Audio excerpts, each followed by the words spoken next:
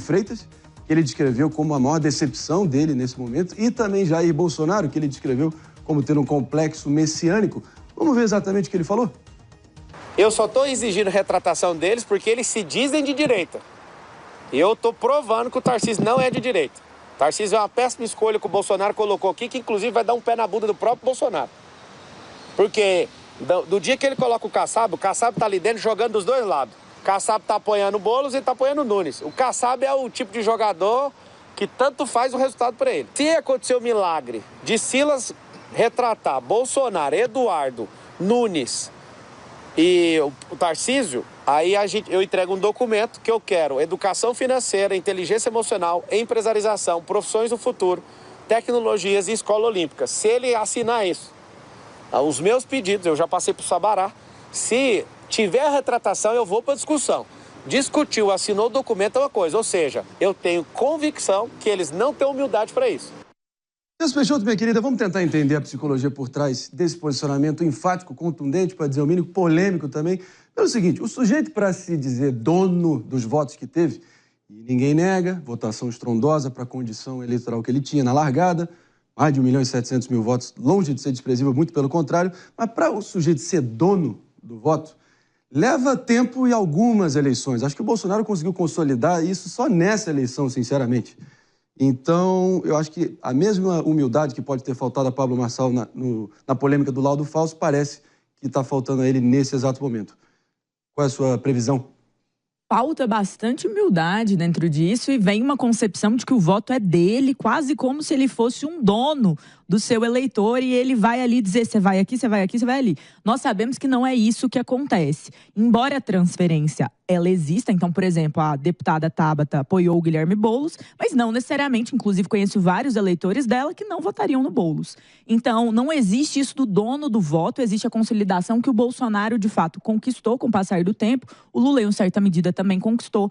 Mas aqui nós vemos uma questão que, para mim, foi um tiro no pé do Pablo Marçal. E por que eu digo isso? Porque quando nós olhamos para o convencionamento da direita, nós vemos dois nomes muito fortes. Entre eles, o presidente Jair Messias Bolsonaro e o governador Tarcísio de Freitas. Esses dois nomes, eles foram colocados numa situação de exigência de retratação. Então, imagine um sequestro.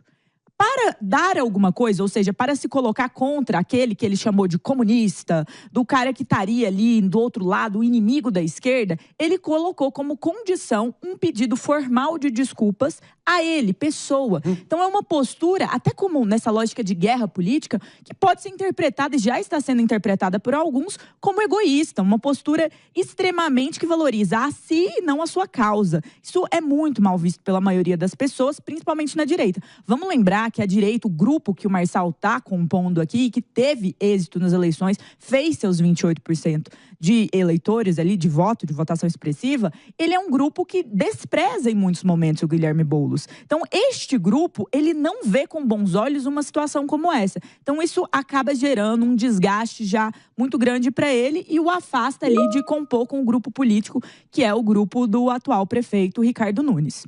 Agora, anteontem, o atual prefeito Ricardo Nunes esteve ali no Jornal da Manhã, inclusive cravou que as pesquisas iniciais estão projetando uma debandada de 70% dos eleitores de Pablo Marçal diretamente para o atual prefeito. Ele até está mais otimista, dizendo que será 90% de conversão automática, na medida que o próprio Pablo Marçal disse que não é bem assim, dizendo até que metade dos apoiadores dele poderiam ir diretamente para Ricardo Boulos, o tal voto bolsal, como a gente colocou aqui ontem. Guilherme, né? Ele disse isso. Inclusive, temos essa fala aqui para a gente repercutir, Helena? Vamos que vamos. Eu não indo para lado nenhum e liberando o eleitorado, que é o que eu acho que é justo, 45% dos meus votos, certamente o Lula vai com humildade tomar de volta. Em relação aos votos, todos os 1.719.024 pessoas que registraram 28 na urna, fiquem em paz para seguir seus corações. Vocês decidem o que fazer com o voto de vocês. Meus amigos, a depender da perspectiva, né, David? Acho que pode até ser uma boa notícia para Ricardo Nunes, essa previsão dele, considerando que o próprio previu que não ia nem ter segundo turno, que ia ganhar no primeiro turno, então de previsão o Marçal talvez precisa calibrar a mira um pouco. O que você acha? O Marçal liberou os eleitores, 45% deles, para votarem. Destravei todos. para votarem, então, em quem eles desejarem, assim podem converter os votos a Guilherme Boulos.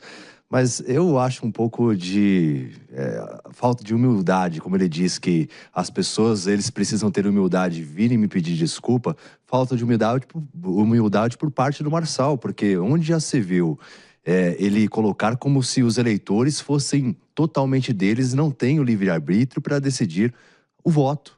Ou seja, essa conversão, a gente vai ver lá na frente, eu acredito sim que vai acontecer a conversão de alguns votos que ele teve para o Guilherme Boulos, porque a periferia, eu acredito que não vota tanto por ideologia, mas sim por uma questão para tentar resolver os problemas, aquelas dores que eles têm no dia a dia. Mas, em relação aos votos que vão ser direcionados ao Ricardo Nunes, vai sim pegar a maior fatia. Então, esse discurso dele de, olha, estou liberando os eleitores para que possam votar em Guilherme Boulos, eu acho que não cola. E mais falta de humildade ainda, ele já se colocar como presidente em 2026, dizendo que vai ser o presidente mais jovem da história, ao contrário do Collor, né, que foi impeachmentado. Ah, ele falou... Ele até falou, se referindo ao Fernando Collor, dizendo assim, aquele lá que recebeu impeachment, aquele lá que recebeu impeachment. Inclusive, enfim, me lembra muito o próprio Collor na estratégia aqui. Até o Boni ajudou ele no debate contra o Lula em 89, se referindo ao Lula, porque Lula é um nome forte, popular, ele dizendo o outro candidato, o outro candidato, o outro candidato. Jamais se referindo pelo nome. Mano, sua visão aí dessa briga entre os deuses do Olimpo político da direita é briga de peso pesado, são os gladiadores do terceiro milênio, como diria Galvão Bueno. Como é que fica a tua projeção nesse momento? Bom, veja, em primeiro lugar, completamente egocêntrico e desconectado da realidade. É inacreditável como o Marçal parece não ter compreendido coisas que até o próprio fenômeno que ele representa significam. Por exemplo, muita gente dava como se Bolsonaro, de alguma forma, fosse dono do eleitorado dele. O que nós vimos com o surgimento de Marçal, que, apesar das recomendações em contrário do próprio Bolsonaro, da relutância de Bolsonaro em apoiar Pablo Marçal, tivemos filhos de Bolsonaro xingando abertamente o Pablo Marçal, boa parte do eleitorado que antes havia escolhido Jair Bolsonaro, escolheu votar em Pablo Marçal. O que isso mostra? Que o eleitor é soberano, é dono do próprio voto. Ele não é escravo de político algum, né? Pablo Marçal, ao se comportar dessa forma, contradiz o próprio discurso durante o primeiro turno, quando ele dizia que seria servo do povo. Ele tenta, dessa forma, tratar o povo como servo dele, se colocando como se fosse uma espécie de senhor feudal do próprio eleitorado. É absurdo e completamente desconectado da realidade. Esquece também, veja só, que estamos falando de uma disputa contra Guilherme Boulos. O que nós temos de consistente ao longo da história democrática brasileira, desde a redemocratização? Nós temos dois campos políticos. Um representado pelas forças do trabalhismo, ou seja, pelo PT e pelos satélites do PT, sim, que nessa eleição estão encarnados em Guilherme Boulos. E, do outro lado, nós temos um campo cuja principal marca, ao longo de todas essas décadas, é o antipetismo, é o anti-esquerdismo. Ou seja, mais importante do que Bolsonaro, Marçal, Fernando Henrique Cardoso, José Serra, Geraldo Alckmin, Fernando Collor, o que sempre houve em comum do outro lado da marca da disputa política brasileira, a oposição a Guilherme Boulos. Ou seja, a oposição à esquerda, né? A oposição ao PT, ao que Guilherme Boulos representa nesta campanha. Marçal, enfim, está viciado aí, inebriado pelo próprio ego, se desconectou completamente da própria história política brasileira, do que representa a disputa nesse segundo turno, enfim, se mostra completamente perdido, tentando desesperadamente se manter relevante de qualquer forma, porque o que se mostra é que neste segundo turno, com esta configuração, o eleitor que rejeita a esquerda votará contra Guilherme Boulos, independentemente da vontade de Marçal. Jess, que fique claro, tá? Essa coletiva do próprio Pablo Marçal foi, não sei se antes ou depois, mas foi ali em Alphaville, ou seja, ele voltou ao habitat natural dele, por assim dizer, um grande auditório com um painel de LED que provavelmente custa R$500 mil atrás dele, e falando com a sua plateia de simpatizantes, fãs ou fiéis, a depender da perspectiva. E em determinado momento ele já foi fazendo até cálculo eleitoral, projetando 2026, ele dizendo que para eu ir para o segundo turno eu vou precisar de 22 milhões de votos. Eu já tenho 22 milhões de votos garantidos no Brasil. E que no segundo turno eu vou precisar de no mínimo 55 milhões de votos, aí de segundo turno é outra história. Então impressionante como ele já está nessa de... inclusive dizendo que ele tem mais de 200 processos para responder, vai derrotar os 200 processos. Como é que você vê essa... Sabe, ele está muito apressado, talvez, em já querer lançar o futuro dele. Um bastidor interessante. Esse evento, André, chamava A Convocação. Ele anunciou no Instagram dele e o preço do ticket desse funil de vendas foi R$ 97,00 e você poderia levar 3 acompanhantes. Então, ainda foi um evento pago. O que reforça muito aqueles que achavam que também tinham um quê de marketing para poder vender determinados cursos, determinadas visões por parte do agora ex-candidato à Prefeitura de São Paulo. Eu acho interessante que ele fez o cálculo e talvez ele esteja certo, talvez ele tenha tido um impacto tão nacional que ele tenha os 22 milhões de votos. A grande questão é que talvez ele não tenha o que é essencial, que é o aval do Tribunal Superior Eleitoral, o aval da Justiça Eleitoral para conseguir competir por conta dessa situação do laudo falso. Então, assim, não adianta ter os votos e não poder ter, de fato, a sanção da Justiça Eleitoral no Brasil. Então, eu acho que o primeiro problema que ele tem que resolver é esse. E aí, quando a gente olha para esse ponto dele, uma questão interessante é voltar para 2022. Cenário Bolsonaro e Lula, que é o mesmo cenário que agora está na prefeitura, querendo ou não. Que é o Nunes ali que está com Bolsonaro e o Boulos que está com Lula. Neste cenário, a direita, ela ficou muito magoada, com muita raiva daqueles que foram chamados como isentões. Aqueles que falavam que os dois eram iguais ou que não se colocaram contra o inimigo vermelho do comunismo. Então, o Marçal ontem fez o discurso que talvez a Soraya Tronic tivesse feito, que é um discurso de nem lá nem cá, vou deixar meu eleitor livre. E ele ainda condicionou, não a uma ruindade apenas, mas ele condicionou um pedido de desculpa do pastor Silas Malafaia, que é um dos nomes, inclusive, mais fortes dentro desse grupo político que é a direita. Ele condicionou ao Eduardo Bolsonaro, ele condicionou ao Bolsonaro, ao Tarcísio. Então, imagina que, no fundo, ele está pedindo que todos esses grandes nomes, em termos de projeção política, se ajoelhem e peçam desculpas a ele. Por quê?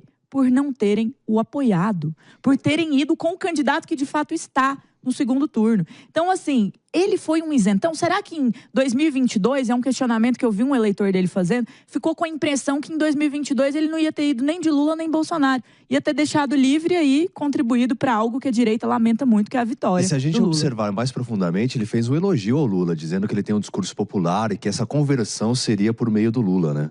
Nessa coletiva de imprensa. Mas eu fico imaginando ele respondendo aos processos, né? Se alguém o questionar, ele vai falar, não. Começa como? Sim, PNL na veia. Não, e um detalhe. PNL, para quem não sabe, é programação neurolinguística, que basicamente é o jargão, é a técnica dele que o Marçal usa, enfim, e muito. Ele usou até de forma... Muita gente se surpreendeu com a estratégia dele, que foi bombástica, que foi até inédita na política, ok. Mas para quem acompanha minimamente a atuação dele, não deveria se surpreender disso. Mas uma coisa que ele afirmou, ele disse que o próximo prefeito de São Paulo é Guilherme Boulos. Isso ele disse. Então, assim, para uma pessoa que construiu essa campanha na guerra e na briga com o outro lado, a direita versus a esquerda, é interessante que agora, até implicitamente, exista uma construção por parte dele de que a vitória está...